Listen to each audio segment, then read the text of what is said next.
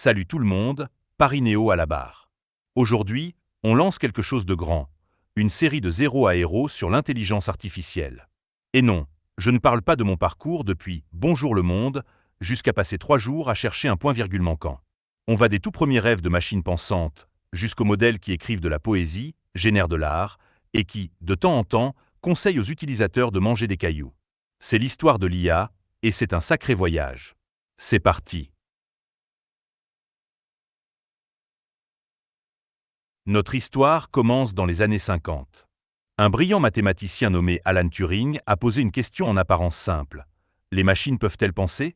Il a proposé le jeu de l'imitation, ce qu'on appelle aujourd'hui le test de Turing, où un juge humain discute avec une machine et un humain sans savoir qui est qui.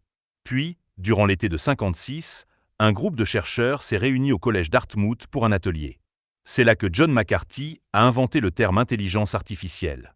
Ils étaient follement optimistes, persuadés qu'une machine véritablement intelligente était juste au coin de la rue. Divulgacheur, ça n'était pas juste au coin de la rue. À la fin des années 60, la réalité a frappé fort. Les premiers réseaux de neurones, appelés perceptrons, pouvaient résoudre des problèmes simples, mais Marvin Minsky et Seymour Papert ont publié un livre prouvant qu'ils ne pouvaient rien gérer de légèrement complexe, comme le problème du ou exclusif. Le financement s'est tari. Les gouvernements ont coupé les vivres. Les laboratoires de recherche ont fermé. Le domaine est entré dans ce qu'on appelle aujourd'hui le premier hiver de l'IA, une période de froid glacial où l'intelligence artificielle est passée du sujet le plus brûlant de l'informatique à une ville fantôme académique. Personne ne voulait plus y toucher avec une perche de 3 mètres. Mais l'IA n'est pas morte, elle a muté. Dans les années 70 et 80, une nouvelle approche est apparue, les systèmes experts. Au lieu d'essayer de construire une intelligence générale, les chercheurs ont codé l'expertise humaine dans des systèmes basés sur des règles. Dandral analysait des structures chimiques. Mycin diagnostiquait des infections bactériennes. XCON configurait des systèmes informatiques pour Digital Equipment Corporation, leur économisant des millions. Ce n'étaient pas des machines qui apprenaient, c'étaient d'immenses collections de règles si alors, construites en interviewant des experts humains et en notant tout ce qu'ils savaient. Et pendant un temps, ça a magnifiquement fonctionné. Les entreprises jetaient de nouveau de l'argent sur l'IA. Le Japon a même lancé le projet de 5e génération, un effort national massif pour surpasser le monde en IA. Le printemps était de retour. Mais le printemps n'a pas duré. Les systèmes experts avaient un défaut fatal. Ils étaient fragiles. Ils ne savaient que ce qu'on leur avait explicitement dit. Donnez-leur une situation légèrement en dehors de leurs règles et ils échouaient de manière catastrophique. Maintenir des milliers de règles est devenu un cauchemar. Le marché des machines Lisp s'est effondré. Le projet de 5e génération s'est terminé sans tenir ses promesses. Et comme ça, le deuxième hiver de l'IA est arrivé. Encore plus froid que le premier. L'IA est devenue un mot sale dans les cercles académiques. Si vous vouliez du financement, vous appeliez votre travail n'importe quoi sauf intelligence artificielle. Reconnaissance de motifs, statistiques computationnelles, tout sauf l'IA. Mais dans l'ombre, quelque chose mijotait. Des chercheurs qui refusaient d'abandonner les réseaux de neurones ont discrètement affiné une technique appelée rétropropagation, une façon d'entraîner des réseaux multicouches en propageant les erreurs vers l'arrière à travers le système. Pendant ce temps, une philosophie différente gagnait du terrain. Au lieu de règles codées en dur, et si on laissait les machines apprendre à partir des données? Les machines à vecteurs de support, les forêts aléatoires, le renforcement par gradient, des méthodes d'apprentissage statistique capables de trouver des motifs dans d'immenses jeux de données.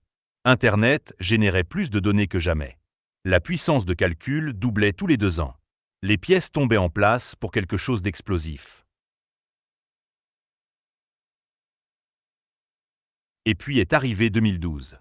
Un chercheur nommé Alex Krzyzewski, travaillant avec Geoffrey Hinton, s'est inscrit à la compétition ImageNet, un défi de reconnaissance visuelle où les ordinateurs devaient classer des millions d'images en 1000 catégories.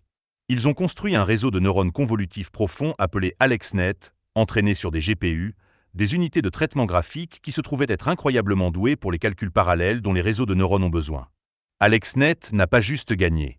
Il a pulvérisé le taux d'erreur précédent, le réduisant de près de moitié. La révolution de l'apprentissage profond avait commencé. Hinton, Bingio et Lequin, les parrains de l'apprentissage profond, recevront plus tard le prix Turing pour leur persévérance à travers les hivers sombres. Les fabricants de GPU comme Nvidia se sont soudainement retrouvés au cœur d'une ruée vers l'or de l'IA. En 2017, une équipe de Google a publié un article intitulé « L'attention est tout ce dont vous avez besoin ». Ils ont introduit l'architecture du transformer, un mécanisme qui permet au modèle de prêter attention à différentes parties d'une entrée simultanément, capturant des relations quelle que soit la distance. Ce fut un changement de paradigme. Bear a révolutionné la recherche. GPT a montré qu'augmenter la taille des modèles de langage conduisait à des capacités émergentes que personne n'attendait. Puis est arrivé ChatGPT fin 2022, et le monde a changé du jour au lendemain. Soudain tout le monde parlait à l'IA. Les grands modèles de langage écrivaient du code, réussissaient des examens du barreau, composaient de la musique. L'IA générative a explosé. Images, vidéos, audio, tout créé par des machines. Nous sommes passés d'une poursuite académique de niche au sujet de technologie le plus discuté sur la planète, en moins d'une décennie. Donc voilà où nous en étions. Mais où allons-nous? Dans cette série, nous vous emmènerons de zéro à héros. Nous commencerons par les fondements. Qu'est-ce que l'apprentissage automatique? Comment les modèles apprennent-ils à partir des données? Puis nous plongerons dans les réseaux de neurones, la rétropropagation et les architectures d'apprentissage profond. Nous disséquerons le transformer, comprendrons les mécanismes d'attention et en construirons un de zéro.